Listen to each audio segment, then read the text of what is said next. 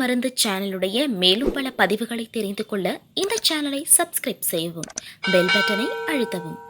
மேலும் மருத்துவரின் ஆலோசனை பெற இந்த வீடியோவில் உள்ள எண்ணிற்கு தொடர்பு கொள்ளவும். இயற்கை மருந்து நேயர்களுக்கு வணக்கம். நலவை பகிர்ந்து ஆரோக்கியமான சமுதாயத்தை உருவாக்கும் நான் உங்கள் அன்பு சோனா ஹரிதாஸ். நம்மளுடைய அருகில் மூலிகையின் சிகரம் மதிப்புக்குரிய சிம்மனையா இருக்காரு. அவர்கிட்ட கேட்டேன், ஐயா கிட்னி ஃபெயிலருக்கு ஏதாவது மூலிகை இருக்கா அப்படின்னு. அற்புதமான மூலிகை இருக்குது, அதுக்கு பேர்லேயே இருக்குது அப்படின்னாரு.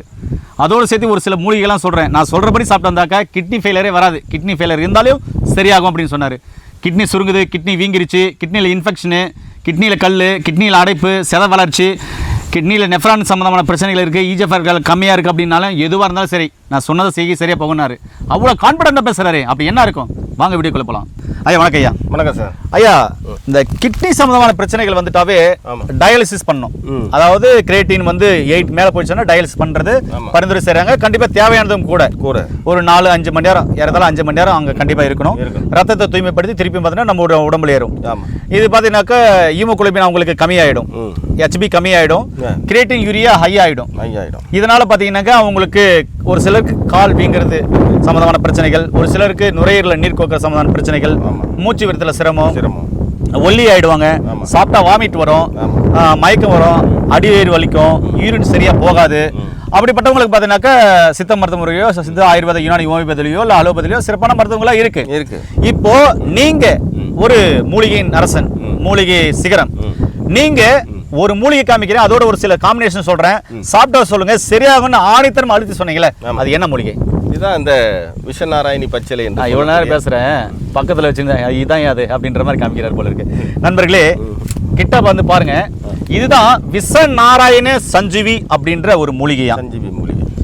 இந்த மூலிகை பாருங்க எவ்வளவு மூங்கில் மாதிரியா இருக்கு பாருங்க. ஆமா, இளம் மூங்கில் இருக்குல்ல, அந்த மூங்கில் மாதிரியா இருக்கு, கொடியா இருக்கு பாருங்க.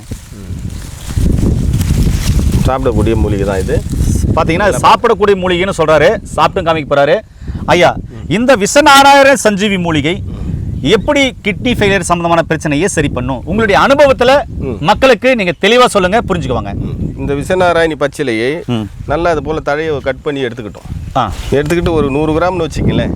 அதே போல சுரக்கொடி ஒரு 100 கிராம். சுரக்கொடி, ஆமா. அடுத்தது பார்த்தீங்கன்னாக்க நாட்டு சுரக்காய். இங்கே நான் இருக்கிறது ஒரு இயற்கை விவசாயி ஐயா இருக்கிற இடத்துல ஒரு எடுத்துருக்கோம். நாட்டு சுரக்காய் காஞ்சது வச்சுருக்கோம். சுரக்கொடியாக நீங்கள் நினச்சிக்கோங்க. அந்த கொடி இலை இது வந்து பார்த்தீங்கன்னாக்க இதனுடைய கொடி, அதாவது விதையெல்லாம் எடுத்து காஞ்சி பண்ணுது. இதுவும் சாம்பலாக்கி சாப்பிட்டாக்க கிட்னி சம்மந்தமான பிரச்சனைகள் சரியாகும். சரியா சாம்பலாக்கி சாப்பிட்டா இதுலேயும் மருந்து இருக்கு இல்லையா? ஆமாம். ஓகே, நீங்கள் சொல்லுங்கள் இப்போ. இதனுடைய கொடி, இதனுடைய கொடி. ஆமாம், சுரக்காய் மார்க்கெட்டில் விற்கும், நீங்கள் எல்லாரும் பார்த்துருப்பீங்க. இந்த சுரக்காவினுடைய கொடி, அதுக்காக காட்டுறதுக்கு இதை நாங்கள் காட்டுறோம். இந்த சுரக்காவினுடைய கொடி ஒரு பங்கு, இந்த விஷநாராயணி பச்சிலை ஒரு பங்கு, சிறுக்கண் பீலை மூலிகை ஒரு பங்கு, அடுத்து வந்து பார்த்தீங்கன்னா நம்ம மூக்கிரட்டை மூலிகை ஒரு பங்கு, அடுத்து வந்து பார்த்தீங்கன்னா பூனமீசை இலை ஒரு பங்கு. இது போல் இது அனைத்தும் ஒரு பங்கு சேர்த்து நன்றாக காய வைத்து இதை பொடி செய்து வைத்துக்கொண்டு 1 ஸ்பூன் அளவு தண்ணியில் 2 டம்ளர் தண்ணியில் போட்டு கொஞ்சம் சீரகம் போட்டு நல்லா கொதிக்க வச்சு, கொதிச்ச பிறகு கொஞ்சம் சுண்டின பிறகு வடிகட்டி காலையில் ஒரு வேளை சாப்பிட்டுக்கிட்டே வந்தாங்கன்னா அவங்களுக்கு இப்போ நீங்கள் சொன்ன பிரச்சனை, கிட்னியில் உள்ள அனைத்து பிரச்சனையும் தீரும். ஓ ஐயா, இப்போது செப்பு நெரிஞ்சல் சாப்பிடும்போது கிட்னியில் இருக்கிற பிரச்சனையை சொன்னீங்கல்ல, அதுவும் இதில் சேருதுன்னு சொன்னீங்க. எங்கிட்ட சொல்லும்போது அந்த பொடியில் சேருதுன்னு சொன்னீங்க. செப்பு நெரிஞ்சலுக்கே உள்ள ஸ்பெஷல் என்னங்க ஐயா? அதுக்கு வந்து என்ன பண்ணணும்னு கேட்டால், அது என்ன செய்யும் கிட்னியில்? கிட்னியில் வந்து புண்ணு இருந்தால் ஆத்தம். ஓ நண்பர்களே நல்லா புரிஞ்சுக்காங்க. ஏன் அந்த கேள்வி கேட்டேன் புரியுதுங்களா? கிட்னியில் புண்ணு இருந்தாலையும் செப்பு நெரிஞ்சல் ஆத்துமா, அதுவும் அந்த மூலிகையில் இருக்கு. சொல்லுங்க ஐயா. புண்ணு இருந்தாலும் ஆற்றும், அதே போல் கிட்னி வீக்கம் இருந்தாலும் அதை சரி செய்யும், கிட்னி சுருங்கி இருந்தாலும் சரி செய்யும். இதில் இந்த இப்போ நான் சொல்லி வந்ததில் நீங்கள் சிறு நெரிஞ்சல், செப்பு நெரிஞ்சல், பெருஞ்செரிஞ்சல் கூட சேர்த்துக்கலாம். எந்த பிரச்சனை நெரிஞ்சல் எல்லாம் சேர்த்துக்கலாம், எல்லாமே சேர்த்துக்கலாம், சேர்த்தும் சாப்பிடலாம். ரொம்ப நல்ல விஷயம் அது. அப்புறமா கரிஞ்சீரகம், துத்தி இலை வேறு, துத்தி இலை வேறுலாம் கூட சேர்த்துக்கலாம் இல்லையா? இவ்வளோ மூலிகைகள் இருக்கு. ஆமாம் ஐயா, இது சாப்பிடும்போது கிட்னி ஃபெயிலியர் உள்ளவங்க டயாலிசிஸ் பண்ணுறாங்க, மருந்து மாத்திரைகள் சாப்பிட்றாங்க அப்படின்னாக்க இந்த பொடியை எந்த அளவுக்கு எடுக்கணும், எவ்வளோ கசாயம் வைக்கணும்? அது சொல்லுங்க. 50 ml குடிச்சா போதும்னு சொன்னீங்க.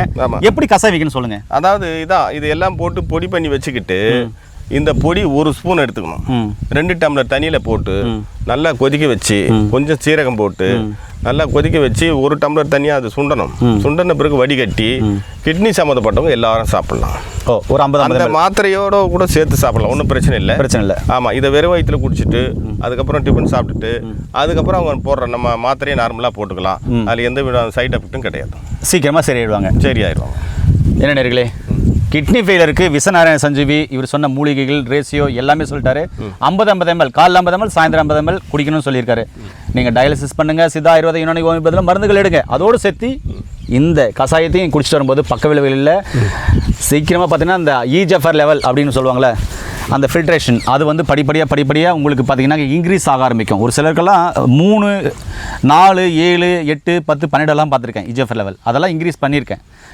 நிறைய படித்த பட்டதாரி மருத்துவர்கள், சித்த மருத்துவர்கள் கூட்டு மருந்தை தயாரித்த மருந்துகளை கொண்டு நம்ம பிஃபோர் ஆஃப்டர் டெஸ்ட் வீடியோக்கள் நிறைய போட்டிருக்கோம்.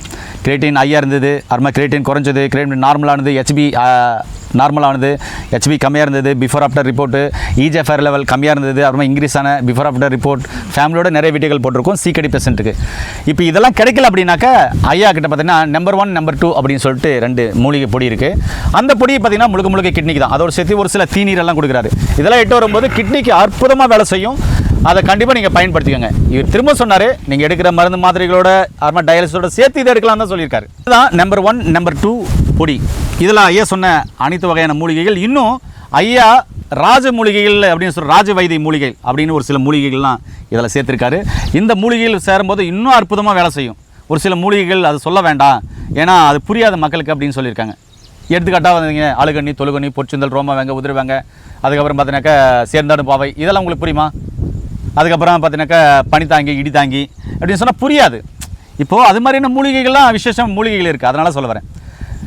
ஒருவேளை உங்களுக்கும் கிட்னி ஃபெயிலியர் இருக்கா, கவலைப்படாதீங்க. நீங்கள் எடுக்கிற டயாலிசிஸோட மருந்து மாத்திரைகளோடு சேர்த்து சித்தா ஆயுர்வேத மருந்துகளோடு சேர்த்து ஐயாவோட மருந்துகளும் எடுத்துகிட்டு வந்தீங்கன்னா நோய் நொடி இல்லாமல் ஆரோக்கியமாகலாம். ஈஜெஃபர் லெவல் இன்க்ரீஸ் ஆகும், யூரியா கிரேட்டின் குறையும், ஹெச்பி ஏறும். உங்களுக்கு நுரையில் நீர் கொத்துந்தாவோ இல்லை காலில் நீர் கொத்துந்தாவோ கண்டிப்பாக அது படிப்படியாக குறையும். அதனால் கிட்னினால் ஏற்பட்ட CKD பேஷனால் ஏற்பட்ட அந்த பாதிப்புகள் உடம்புல இருக்குது அப்படின்னா அதுவும் மெல்ல குறையும். ஆனால் அதுக்கு உப்பு அறவே தவிர்த்துடணும். 3/4 லிட்டர் தண்ணினா 3/4 லிட்டர் தண்ணி தான் குடிக்கணும், 1 லிட்டர் தண்ணினா 1 லிட்டர் தண்ணி தான் குடிக்கணும். நீங்கள் சாப்பிட்ற சாப்பாட்டோடு அது சேரணும். இந்த உணவுகள் எடுக்கணும், இந்த உணவுகள் எடுக்கக்கூடாதுன்ற போது அது எடுக்கக்கூடாது, அது எடுக்கணும்னா அப்படியே தான் செய்யணும். சொல்லப்போனால் பிறந்த குழந்தைய பார்த்துக்கிற மாதிரி பார்த்துக்கினீங்கன்னா சீக்கிரமாக அதில் வந்து ரிவல்ஸ் பண்ணிடலாம். என்னங்க உண்மை தானே? மீண்டும் இன்னொரு அருமையான பதிவு சந்திக்கலாம். நன்றி, வணக்கம். வணக்கம் ஐயா.